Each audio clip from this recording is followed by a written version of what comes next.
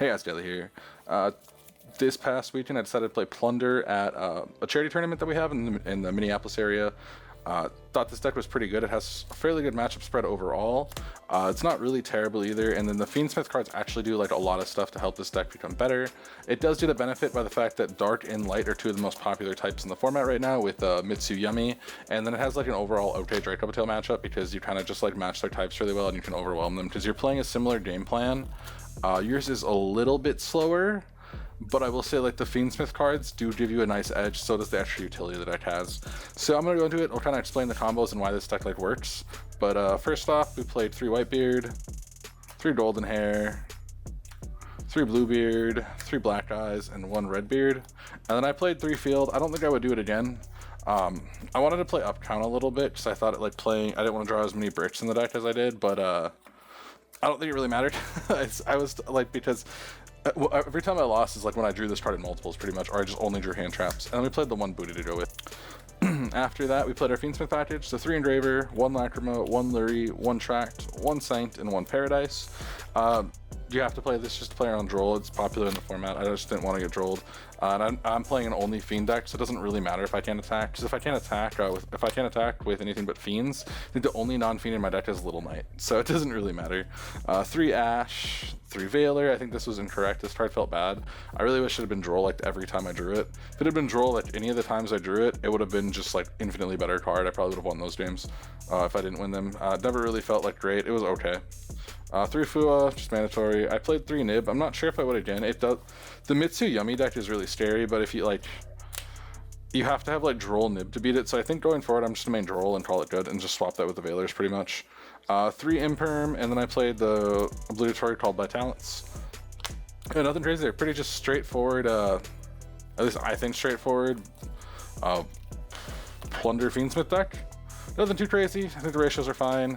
I'll try to explain why I think this deck is good. It has some really cool combo lines and there's some neat synergies inside the deck itself. But this deck got better kind of in the sense that not every deck is playing Fiendsmith cards. And so this deck problem before was that you would give your opponent a light Fiend token and like they would just play. But now that you can do it like completely for free, there's no risk to it, it does feel a lot better. So let's go into the extra deck. That's me the most relevant part of why this deck kind of works together. One of the big reasons we have Plunder Patrol Ship Liss. I don't know what we actually call it. Less.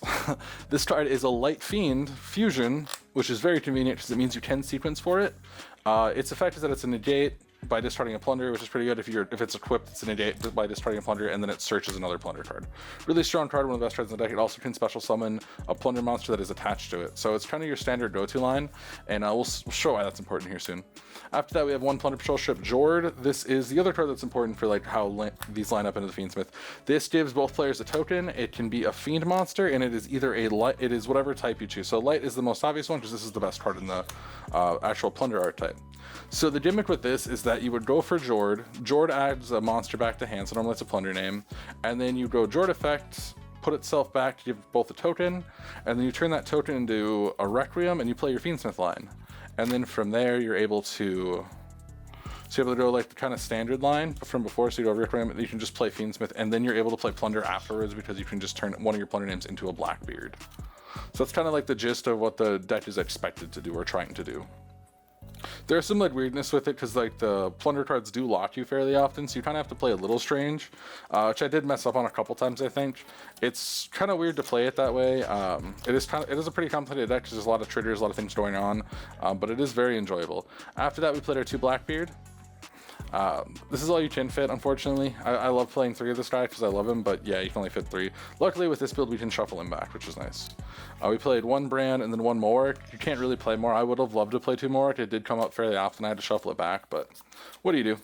From there we played 1 Little Knight, 1 Almirage. These are kind of just like our generics. Little Knight or Almirage might turn into Agnum Day, I'm not sure. I didn't really resolve Almirage as much as I thought I would, because with the Fiendsmith engine you always have like another name for your plays. After that, we played our Fiendsmith engine. So we have our 1 Requiem and our 1 Sequence. Like I said, I probably should have played Agnum Day, but I didn't. That's all there is to really say about it.